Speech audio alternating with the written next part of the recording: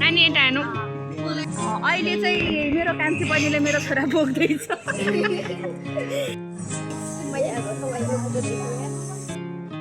मेरो कान्छा दाजु है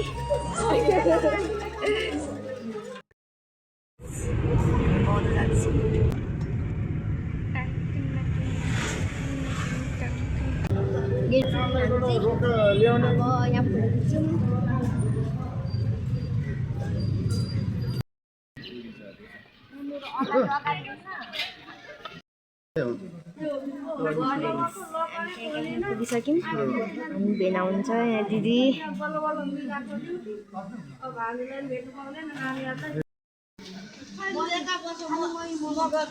खानु न तपाईँ चाहिँ त्यही खानु न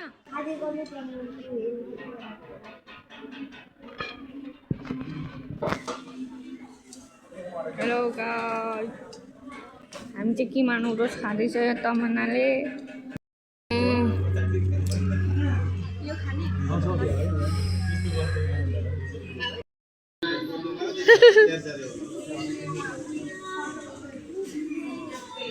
नानी यता हेर्नु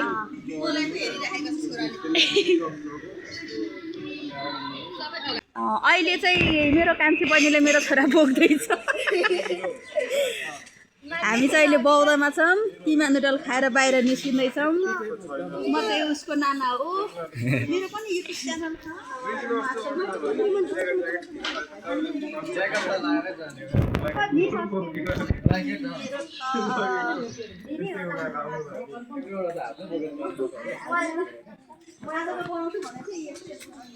अलिक सिरिन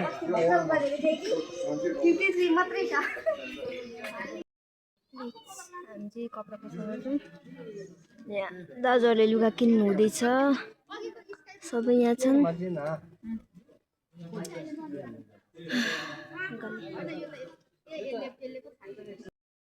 गाइस हाम्रो नाना हिरो नि हुनुहुन्छ नि हाम्रो नाना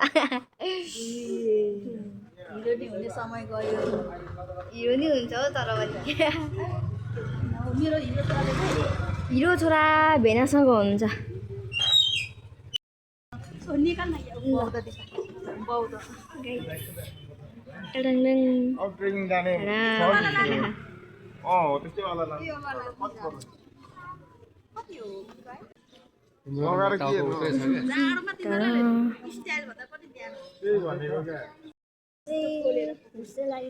घामै लागेको छ आज चाहिँ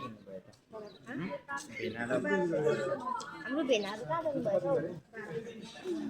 कति हुन्छ भने जाँदैछन्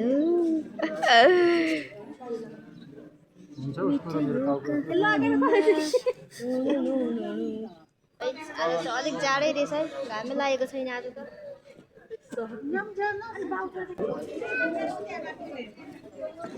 यस्तो झन् यति धेरै फोटो खिच्छु भनेर आएको एउटा राम्रो खिचिदिएको छैन कि उसको चाहिँ यति राम्रो खिच्नुपर्छ हो उता चाहिँ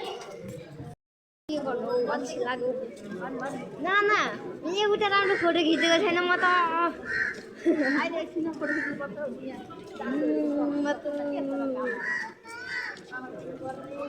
खुट्टा बाङ्गो हुन्छ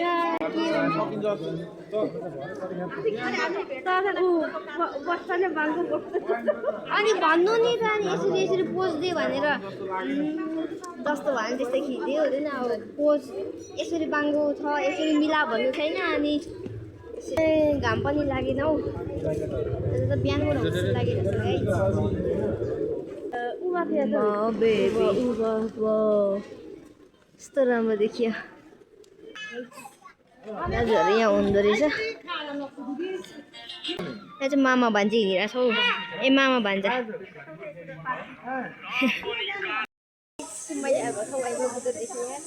के गर्नु बोलाउनै सकिन्छ यता आँटेर कस्तो आँटेको भए दिदी फेरि गयो म त बोलाऊँ भनेको त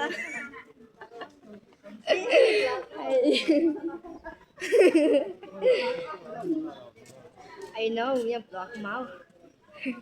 कस्तो के ग्रिन क्याप लगाएर गयो के बोलाऊँ भनेको त दाजु मेरो कान्छा दाजु है भोलि बाहिर जानु हुँदैछ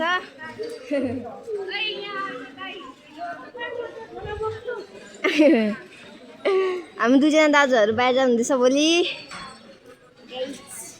कस्तो तर म त्यो बाइमा बुझ्द के गरौँ हौ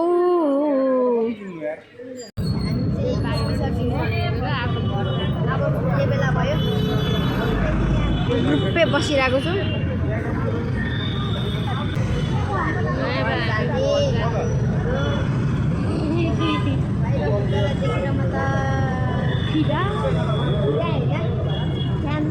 यो त के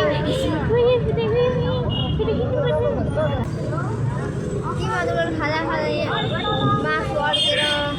हड्डीले